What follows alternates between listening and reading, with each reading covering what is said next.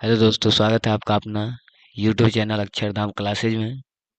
कल तक हम लोग बायोलॉजी का चैप्टर 1 पूरा कंप्लीट पढ़ देख चुके थे। आज हम लोग देखेंगे संस्कृत का चैप्टर 1। इसमें जो है सो पहला चैप्टर में श्लोक दिया गया है, उसका क्वेश्चन आंसर सब्जेक्टिव जो भी आया होगा वो सब सब्जेक्टिव हम इस वीडियो में पूरा देखेंगे। ठीक है। यदि आप लोगों को बायोलॉजी का देखना है तो नीचे डिस्क्रिप्शन में दिया गया है लिंक, उस पर जाकर क्लिक कीजिए, आपको मिल। ठीक है, तो चलिए शुरू करते हैं। पहला क्वेश्चन है, उपनिषद क्या है, क्या स्वरूप है, पठित पाठ के आधार पर स्पष्ट करें। उपनिषद वैदिक वाग्मय का अभिन्न अंग है। इसमें दर्शन शास्त्र सिद्धांतों का प्रतिपादन किया गया है। सर्वत्र परम पुरुष परमात्मा का गुणगान किया गया है। परमात्मा के द्वारा ही यह संसार व्याप्त और अनुशासित है। सत्य की पराकाष्ठा ही ईश्वर का मूर्त रूप है। ईश्वर ही सभी तपस्याओं का परम लक्ष्य है। उपनिषद का क्या स्वरूप है इसके बारे में पूछ रहा है। ठीक है, तो उपनिषद जो है वाङ्मय का एक अभिन्न अंग है। इसमें दर्शन शास्त्र का सिद्धांत का प्रतिपादन किया है। परम पुरुष परमात्मा का गुणगान किया गया है।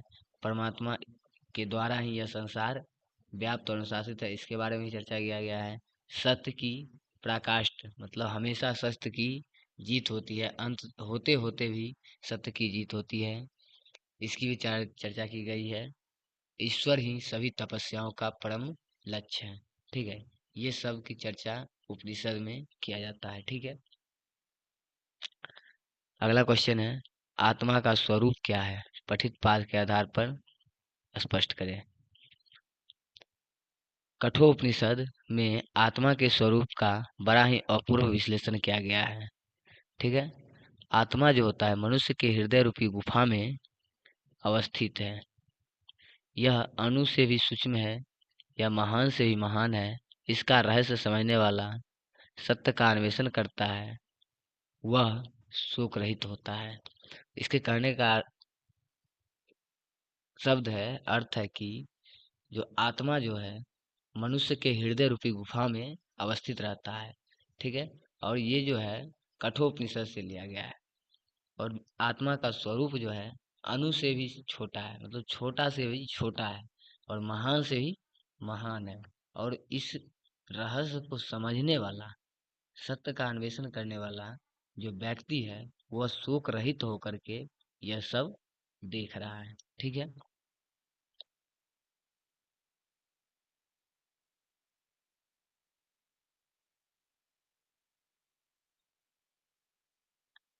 अगला क्वेश्चन है, मंगलम पाठ का 5 वाक्यों में परिचय दे। मंगलम पाठ का 5 वाक्यों में परिचय दे। ठीक है, तो इस पाठ में 4 मंत्र क्रमशः ईशावास्य, कठ, मुंडकव तथा श्वेताश्वतर नामक उपनिषद से विशुद्ध आध्यात्मिक ग्रंथों के रूप में उपनिषद का महत्व है। इन्हें पढ़ने से परम सत्ता की प्रति श्रद्धा उत्पन्न होती है, सत्य के अन्वेषण की प्रवृत्ति होते हैं तथा आध्यात्मिक खोज की उत्सुकता होती है। उपनिषद ग्रंथ विभिन्न भेदों का संबंध है। ठीक है, ये मंगलम पाठ का 5 वाक्यों में परिचय है।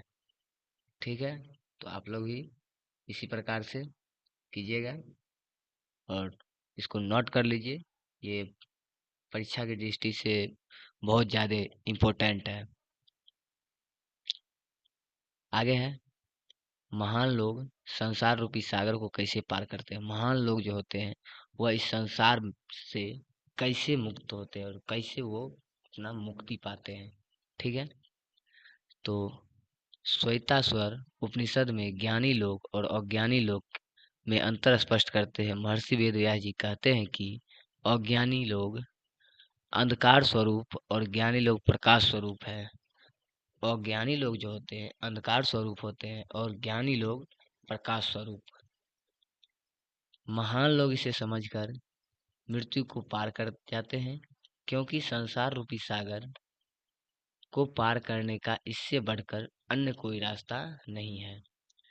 अन्य कोई रास्ता इस संसार को पार करने का नहीं है।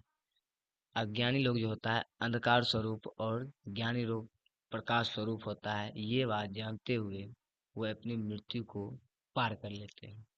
ठीक है, आगे है विद्वान पुरुष ब्रह्मा को किस प्रकार प्राप्त करते हैं। विद्वान जो पुरुष होते हैं वो ब्रह्मा की दृष्टि में अत्यधिक जो होते हैं आकर्षक कैसे बनते हैं। मुंडकोपनिषद में महर्षि वेदव्यास का कहना है कि ये मुंडकोपनिषद में कहा गया है, मुंडकोपनिषद में इसकी चर्चा की गई है, इसलिए यहाँ पर मुंडकोपनिषद में लिखा गया है। मुंडकोपनिषद में महर्षि वेदव्यास जी का कहना है कि जिस प्रकार बहती हुई नदियाँ अपने नाम और रूप अर्थात व्यक्तित्व को त्याग कर समुद्र में मिल जाती है, उसी प्रकार महान पुरुष अपने नाम रूप अर्थात अहप को त्याग करके ब्रह्मा को प्राप्त कर लेते हैं।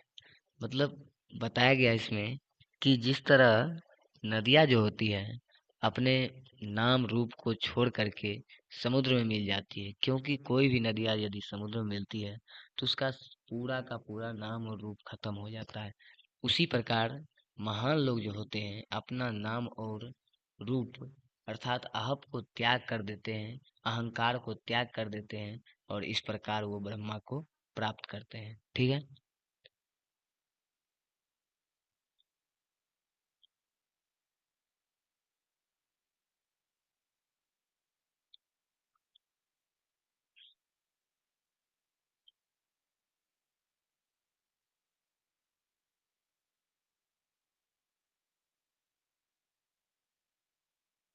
अगला क्वेश्चन है मंगलम पाठ के आधार पर सत्य की महत्मा पर प्रकाश डालें।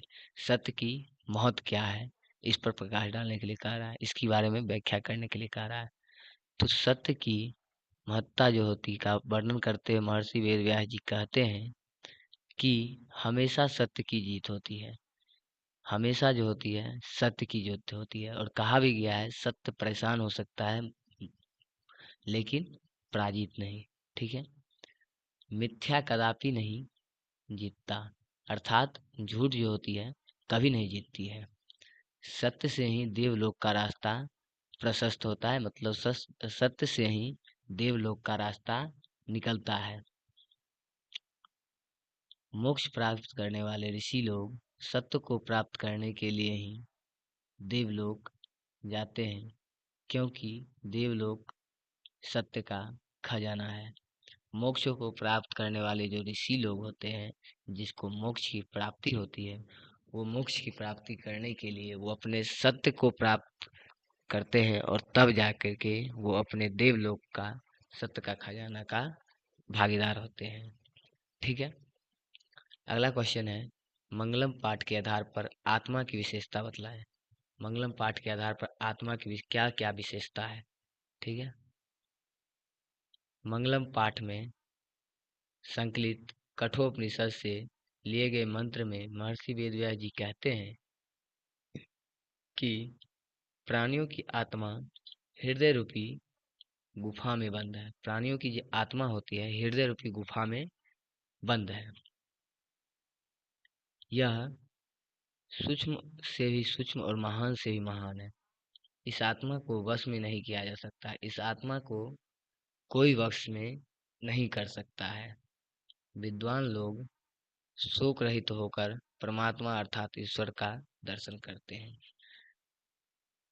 आत्मा की ये विशेषता बतलाया गया है कि यह जो है मनुष्य के हृदय रूपी गुफा में बंद रहता है और यह सूक्ष्म से सूक्ष्म और महान से महान है।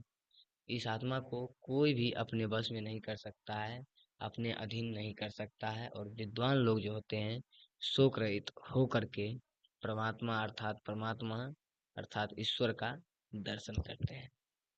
ठीक है, अगला है, उपनिषद को आध्यात्मिक ग्रंथ क्यों कहा गया है?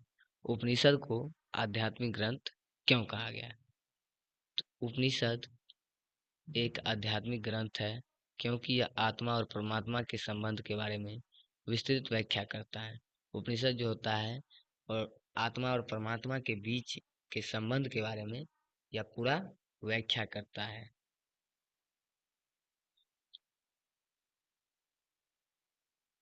परमात्मा संपूर्ण संसार में शांति स्थापित करते हैं। सभी तपस्वियों का परम लक्ष्य परमात्मा को ही प्राप्त करना होता है और सभी तपस्वी का एक ही लक्ष्य होता है, परमात्मा को प्राप्त करना। ठीक है, ये पूरा चैप्टर 1 का पूरा सब्जेक्टिव क्वेश्चन रहा। ठीक है, और अगले दिन हम लोग बात करेंगे फिजिक्स का चैप्टर 2 नेत्र के बारे में पूरी व्याख्या करेंगे। ठीक है, तो देखने के लिए बने रहें हमारे चैनल पर।